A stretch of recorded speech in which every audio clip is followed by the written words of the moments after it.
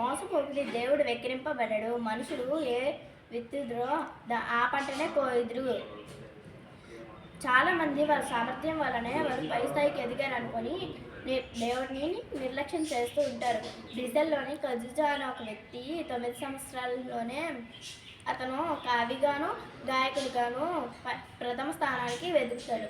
అతన్ని విలేకరులు వచ్చి ఇంటర్వ్యూ చేసినప్పుడు విలేకరులు అతనికి, సార్ మీరు ఇంత గొప్ప స్థానానికి చిన్న వయసులోనే వెళ్ళడానికి దేవుడు సాయం చేశాడు కదా అంటే, అతను నేను దేవుడిని నమ్మను నిజానికి అని చెప్పి సిగరెట్ పొగను గాలికి వదిలి, దేవుడా నువ్వుంటే ఇది పీల్చుకో అనేసి చెప్తాడు. 32 సంవత్సరాలకి అతను HIV వచ్చి చనిపోతాడు.